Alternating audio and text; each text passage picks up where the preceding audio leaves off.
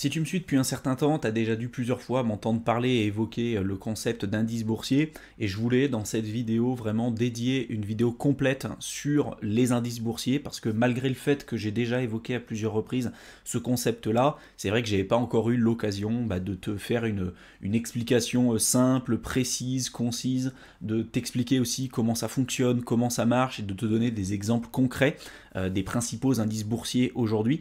Donc justement, si tu te poses tout un tas de questions aujourd'hui sur les indices boursiers, reste bien jusqu'à la fin de la vidéo parce qu'à mon avis, il y aura beaucoup de choses que tu seras en mesure d'apprendre. Alors un indice boursier, si je devais te donner une définition, c'est juste un indicateur qui va avoir pour but de nous informer de l'état de santé d'un groupe de valeurs boursières.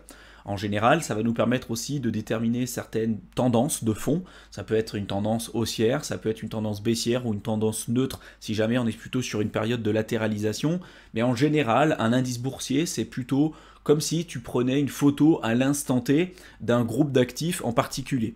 Pour l'investisseur, si tu veux, ça va nous permettre trois choses. La première chose, ça va être de nous informer, ensuite de pouvoir comparer les indicateurs, les indices les uns avec les autres, et enfin de pouvoir indexer certaines valeurs à finalement ces indices boursiers. Alors pour le premier cas, pour s'informer, tu le sais, mais dans les indices boursiers, il y en a plusieurs et je te donnerai d'autres exemples par la suite.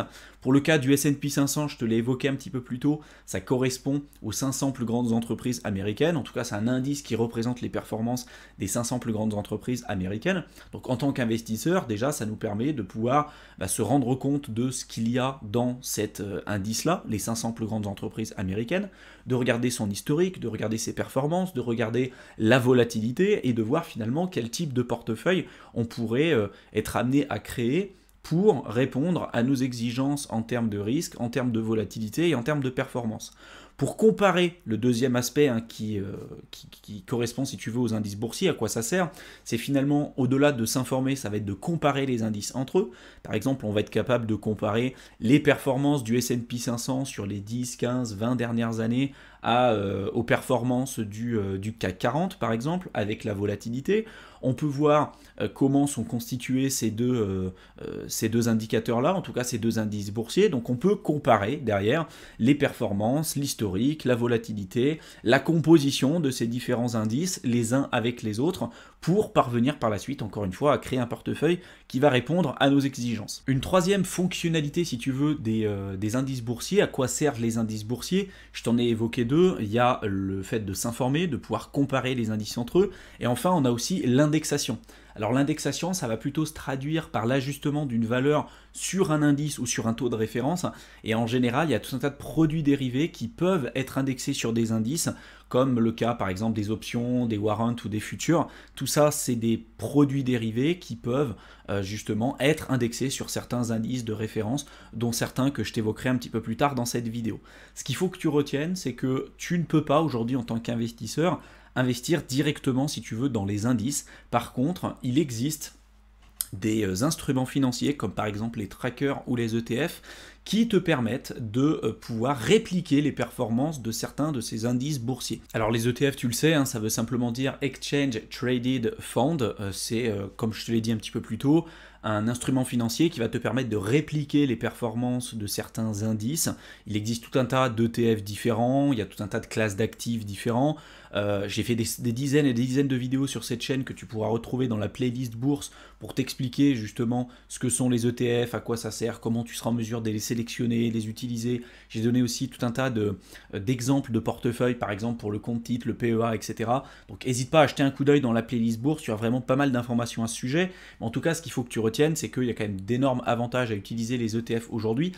Déjà parce que ça te permet d'avoir une gestion qui soit la plus passive possible. En plus de ça, tu vas être sur un instrument financier qui va tout de suite te permettre d'avoir une super diversification avec des frais relativement faibles.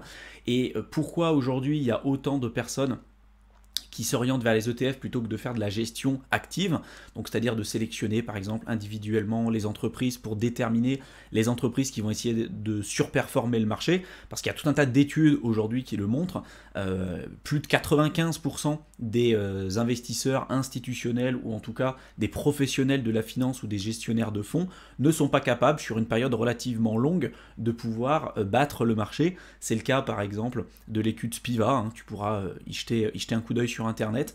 J'en ai déjà partagé quelques-unes sur cette chaîne YouTube. En tout cas, l'écrasante majorité des professionnels ou des gestionnaires de fonds ne sont pas capables aujourd'hui de battre le marché sur une période de temps relativement longue, d'où l'intérêt justement d'utiliser des stratégies plus passives, comme par exemple les ETF, avec une diversification relativement importante. Tu as par exemple des ETF qui vont te permettre de répliquer les performances d'un indicateur très connu qui s'appelle le MSCI World, dans lequel tu vas pouvoir investir sur plus de 1500 entreprises autour du monde. Et là, par exemple, tu vas investir, tu vas t'orienter plutôt, ou tu vas miser sur la croissance et le développement de l'économie mondiale de manière générale, avec juste un seul et unique instrument financier.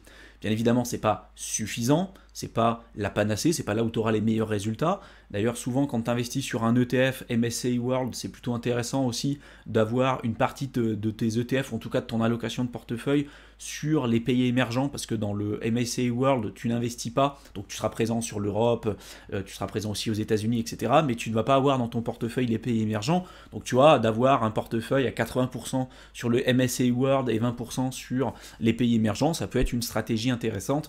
Bon voilà, je reviens pas forcément dessus, mais en tout cas, sache que si tu veux aujourd'hui avoir une présence, ou en tout cas la possibilité de pouvoir investir, si tu veux, sur les indices boursiers, tu ne pourras pas le faire directement, tu pourras le faire en utilisant un ETF ou un tracker particulier. Maintenant, ce qu'il faut que tu saches, c'est que les indices boursiers ne peuvent pas être créés n'importe comment, hein. Il y a tout un cadre réglementaire, il y a tout un tas de prérequis et de guidelines véritablement à suivre, et donc il y a des entreprises spécialisées qui peuvent émettre, si tu veux, ces indices boursiers que je t'ai évoqués un petit peu plus tôt, et ces entreprises-là, on les appelle justement des fournisseurs d'indices.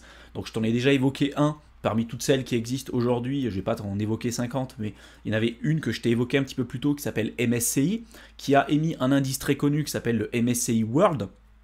Mais en tout cas, cette boîte MSCI n'a pas émis qu'un seul indice, hein. Le MSCI World, c'est le plus connu, mais ils en ont fait tout un tas aujourd'hui qui existent sur le marché. Il y a tout un tas d'ETF qui permettent de répliquer les performances des indices qui sont émis par ces fournisseurs d'indices, justement, dont un que je t'ai évoqué un petit peu plus tôt qui s'appelle le MSCI World, je ne reviens pas forcément dessus. Donc pour pouvoir émettre des indices, il faut répondre à tout un cadre réglementaire, et il y a des entreprises qui sont spécialisées justement pour répondre à l'ensemble de ces obligations-là. Mais il y a aussi des fournisseurs d'informations, hein, comme par exemple Bloomberg, Morningstar, etc., qui ont l'occasion et qui ont la capacité de pouvoir créer aussi leurs propres indicateurs. Donc s'il faut que tu retiennes aujourd'hui, c'est que pour pouvoir créer des indices boursiers, il faut répondre à tout un tas d'exigences réglementaires, il y a un cadre juridique, etc. Et on ne peut pas faire les choses n'importe comment. Donc il y a des fournisseurs d'indices qui sont spécialisés là-dedans, dont par exemple le cas de MSCI que je t'ai évoqué un petit peu plus tôt, mais qui n'est pas le seul. Tu as également aussi des fournisseurs d'informations financières comme Bloomberg, Morningstar, qui peuvent créer leurs propres indicateurs, ce qui crée quand même une certaine complexité. Et si derrière, en plus de ça, on rajoute les ETF qui vont avoir la capacité et la faculté de répliquer les performances de certains indices, on peut avoir une multitude de possibilités différentes, parce que là encore une fois, tu as des ETF qui vont avoir pour objectif de répliquer les performances de certains indices, mais il y en a d'autres par exemple qui vont essayer de s'en éloigner un peu en y ajoutant des effets de levier ou une corrélation négative. Il y a des ETF qui vont par exemple, lorsque le S&P 500 va faire 10%, derrière cet ETF va faire moins 10% parce qu'il va être inversement corrélé. Donc derrière, en fait, si tu veux, il faut savoir véritablement comment fonctionnent ces indices boursiers, comment ils sont émis en circulation, comment fonctionnent aussi les ETF, parce que si tu ne comprends pas justement tout ça, vu la complexité et la multitude aujourd'hui de possibilités qui peuvent se présenter à toi, ça va être très compliqué pour toi pour constituer un portefeuille qui va répondre à tes exigences en termes de volatilité, en termes de risque, en termes de rendement, parce que justement il y a un choix qui est juste complètement dingue. Maintenant, ce qu'il faut que tu saches, c'est que pour créer, si tu veux, un indice boursier, il faut répondre à 2 points importants. Le premier, c'est de déterminer l'univers des titres dans lequel justement on va essayer de créer cet indice boursier. Et pour ça, on va essayer de répondre à tout un tas de questions différentes pour essayer de caractériser, si tu veux, l'univers des titres, ou en tout cas de déterminer le périmètre des titres qui sera défini au sein de cet indice boursier. Premièrement, la première question qu'on sera amené à se poser, c'est déjà de déterminer la classe d'actifs que l'indice souhaite aujourd'hui représenter. Ça peut être les actions, donc ça peut être des titres d'entreprise, ça peut être des obligations, qui sont tout simplement des dettes, des créances, des reconnaissances de dettes. Donc il peut exister des obligations court terme, long terme, moyen terme. Il y a aussi des obligations d'État, des obligations d'entreprise. Donc tu vois, au sein même d'une classe d'actifs, tu as des sous-catégories qu'il faut avoir en tête. Ça peut être les matières premières ou ça peut être autre chose, peu importe. Mais en tout cas, au départ, il va falloir déterminer la classe d'actifs que l'indice aujourd'hui souhaite représenter. Ensuite, il va falloir vérifier, ou en tout cas essayer de déterminer la zone géographique ou monétaire dans laquelle aujourd'hui cet indice souhaite opérer. Ça peut être par exemple plutôt sur le marché US, ou plutôt sur le marché européen, ou plutôt sur la devise euro, ou le dollar, ou le yuan, ou la livre sterling. Tu vois, derrière, il va falloir déterminer, si tu veux pareil, un spectre d'action ou un spectre d'activité spécifique, mais plutôt au niveau géographique et ou monétaire particulier. Et enfin, on va voir aussi si on va plutôt s'orienter au niveau des capitalisations plutôt élevées, donc ce qu'on appelle les larges capitalisations. On peut voir aussi si on est plutôt sur les plus petites capitalisations, qu'on appelle les small cap. Si on est plutôt sur des actions, si je parle sur le marché action, si on est plutôt sur des actions à fort dividende ou à faible dividende, ou des ETF à faible volatilité, si on est plutôt sur des actions de croissance, si on est plutôt sur des actions momentum, avec tous les ETF type Smart Beta que je t'ai évoqué un petit peu plus tôt. Donc bref, si tu veux, en fait, au départ, l'idée, c'est de déterminer l'univers des titres, et pour ça, on va déjà déterminer la catégorie des titres, si c'est plutôt des actions, des obligations, des matières premières, la zone géographique et puis la zone monétaire, ce qu'on souhaite répliquer, en tout cas ce qu'on souhaite représenter en termes de performance. Ça peut être les grosses capitalisations, les petites capitalisations, si c'est des entreprises à fort dividende, à faible dividende, faible volatilité, actions de croissance, actions value, etc., etc. Donc ça, c'est le premier point. Le deuxième point, dans un second temps, une fois qu'on a déjà fait ce travail, il va falloir déterminer le poids que vont avoir chacun de ces titres dans cet indice. Et tu le sais de manière générale, mais dans les indices comme dans la plupart des ETF classiques, c'est des ETF, en tout cas c'est des indices et donc des ETF, qui ont une répartition par capitalisation. Si je prends le cas du S&P 500, qui est un ETF, qui est un indice qui va représenter les performances des 500 plus grandes entreprises américaines, derrière on a une pondération des entreprises par capitalisation. Donc plus une entreprise va avoir une capitalisation importante, plus elle va être grosse, plus elle va peser lourd, si tu veux, dans l'indice, et ainsi dans l'ETF qui généralement va répliquer les performances de cet indice. Ça, c'est ce qu'on appelle justement des répartitions par capitalisation. Ça pose tout un tas de problèmes, notamment par rapport à la volatilité, le risque qu'on prend en investissant sur certaines entreprises qui peuvent avoir une pondération trop importante par rapport à notre profil d'investisseur. Donc il existe en tout cas tout un tas de pondérations différentes. Donc tu peux pondérer finalement tes indices par exemple par rapport au prix, donc tu vas les pondérer par rapport au prix, et notamment ça va être très largement utilisé dans les stratégies momentum que j'ai évoquées à plusieurs reprises sur cette chaîne YouTube. Il y a également donc la pondération donc par capitalisation qui est la pondération la plus utilisée, mais tu as aussi ce qu'on appelle l'équipondération. Donc là pour le coup, au lieu d'avoir une pondération spécifique par rapport à la taille de l'entreprise, là on va mettre la même allocation si tu veux et la même répartition dans l'indice, peu importe la taille de l'entreprise. Donc là pour le coup tu peux très bien avoir un Apple qui va avoir 0,25% de l'indice, avec une autre boîte beaucoup moins connue et nettement moins médiatisée qui va avoir pareil 0,25% par exemple de l'indice. Là en général c'est des indices qui vont avoir une volatilité beaucoup plus importante mais des performances plus élevées que les pondérations par capitalisation, parce que derrière si tu veux tu vas avoir une allocation qui va être aussi significative sur les grosses boîtes mais également aussi sur les petites boîtes un peu moins connues. Donc forcément tu prends un peu plus de risques, tu auras un peu plus de volatilité, mais tu es censé aussi pouvoir chercher un peu plus de rendement. C'est d'ailleurs tous ces sujets-là que j'avais évoqués sur les vidéos qui traitaient des ETF Smart Beta. Donc si c'est un sujet qui t'intéresse, je te le redis une dernière fois, tu retrouveras toutes ces informations dans la playlist bourse que je t'invite véritablement à aller voir. Maintenant, pour finaliser cette vidéo, je vais essayer de te présenter les principaux indices boursiers les plus connus, les plus utilisés, les plus médiatisés sur les marchés financiers de manière générale. Ça ne sera pas une liste exhaustive parce qu'il en existe vraiment des centaines, mais en tout cas, je vais essayer de te décrire de la manière la plus simple et la plus précise possible les principaux indices boursiers vraiment à connaître si tu souhaites investir durablement sur les marchés financiers.